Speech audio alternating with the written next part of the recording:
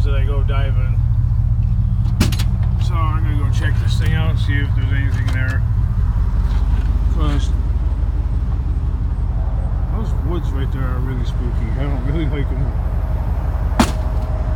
There's like homeless people that live in that thing sometimes. Anyway, this is one of the few dumpsters I go and check out.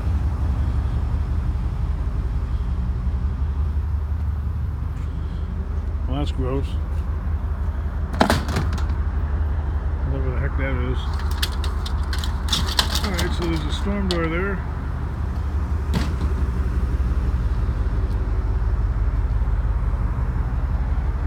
That's just piled sky high with old windows and wood and crap. There ain't no sense in digging in that thing. And cardboard. There's a lot of weight to that cardboard. Could be something in there, but it's probably glass. Not in this place. Hey, but there's a couple of for the back of my house. I've been searching forever for a screen that would fit my sliding doorway. It's an Anderson window, and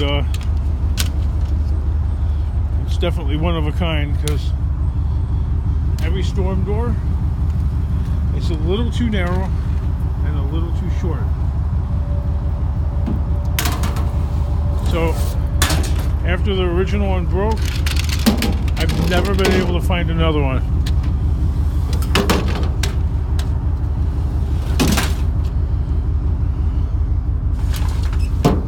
This right here, this is I went all the way over to this company right here, Anderson. It's the same brand window that I got on my house, and I've never found.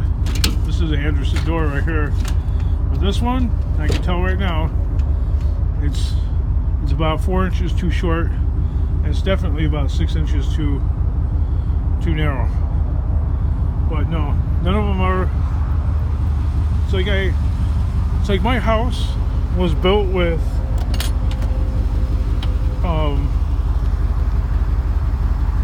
one-offs. Like, I don't know, they use like closeout pieces or something to build my house. Like stuff that they weren't making anymore. Obsolete windows, because the windows are all, none of them are I don't know, they're not industry standard size, and neither are the doors on the back of the house. So something like that would have to be custom made, that figures. So for the last 15 years I haven't had a screen door on the back of the house. What are you gonna do, you know? I figured it would have got broken anyway by the kids or something like that, so forget about it. Not worth it. I never inquired about how much it would cost, but having one custom made, I'm sure it'd be a few bucks. But that house is gonna need so much work to get rid of and sell. And I was like, I was going on some of the apps that they have. The real estate apps. I noticed in the last month the price of my house, the estimate, it went up by $1,000. I mean, ever since this guy's been president, in office, the real estate values have just been soaring. They've been skyrocketing just about everywhere. And yeah, what I paid for the house and what it's worth now, it's only worth $10,000 more now than what I paid for 15 years ago. And it went down. I paid $220,000 for it 15 years ago. And when we had that financial crisis, about 5 years later after buying it, I lost, I don't know, maybe the house lost about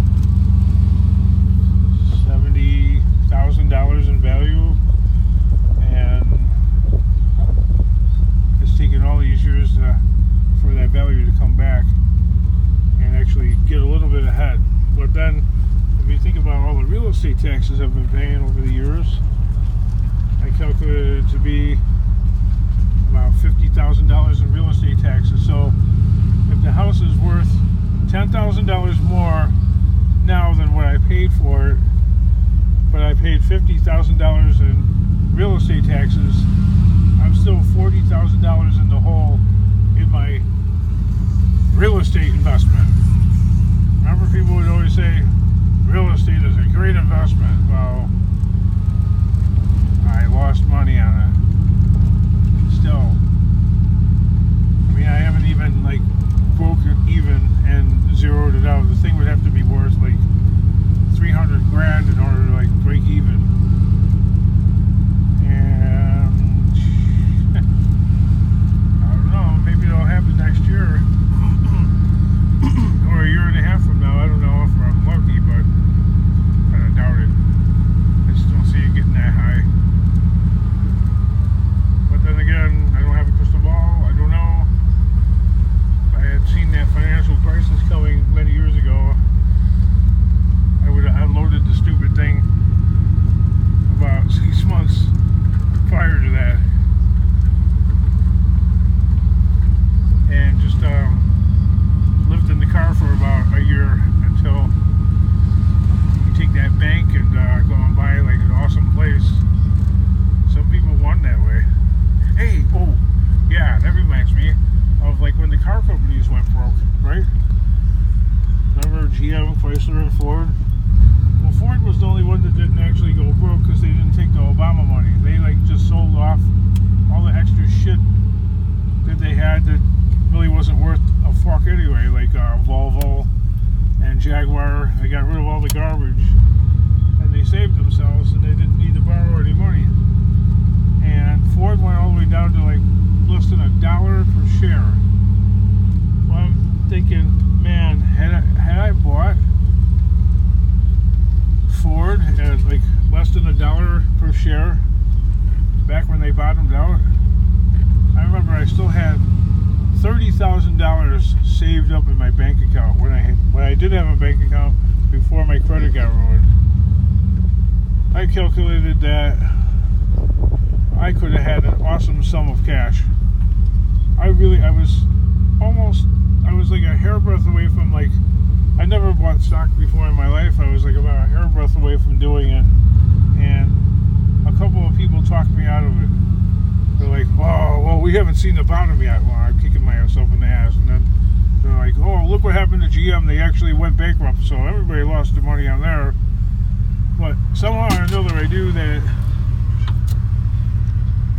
when the CEO of Ford and other two guys went to Washington to go beg for some money to borrow, and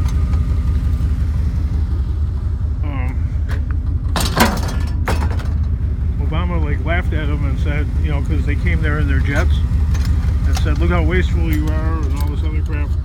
The other two, the GM guy and the Chrysler guy, gave up their jets and capitulated.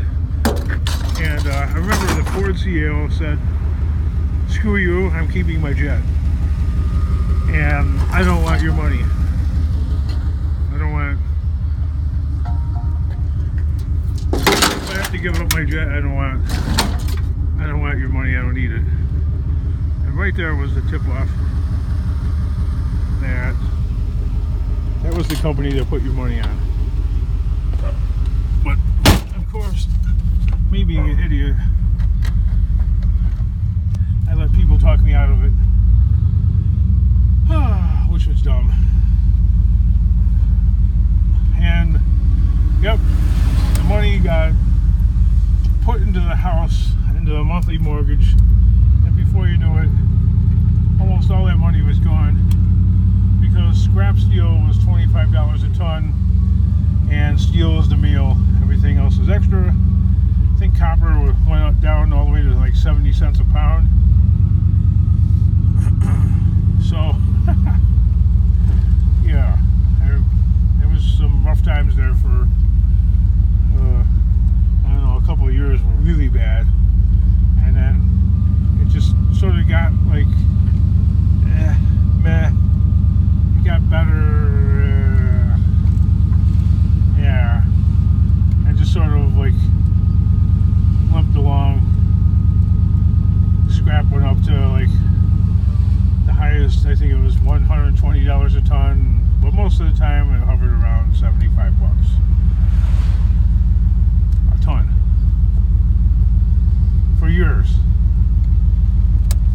6 years.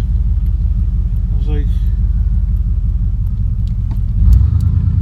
struggling to make money and keep things together, and as I was doing that, losing ground, and the trucks were deteriorating. And yes, they're pretty much all the same trucks that I have to this day, and that's part of the reason why they're in such shit shape, is because there was no money to reinvest in them. Well, why did you keep them, Kingdom? Well, because scrap was worth almost nothing, so that meant scrapping them, I would have got almost nothing for them.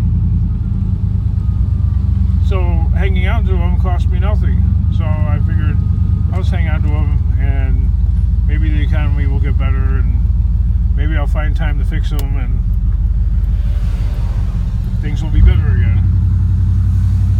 Well, they're kind of better, but I haven't found enough time to fix all my stuff, and that's why I'm down to one truck. Still crawling my way out of the big hole. But hey, I guess you gotta get up and fight the fight every day, especially if you have kids. This kid loves her gadget that I'm paying for. So, especially if you have kids, you just gotta fight the fight. Keep looking for the scrap. What else can you do? Come on, man. I do get depressed about it though, but you know, then you got kids, and then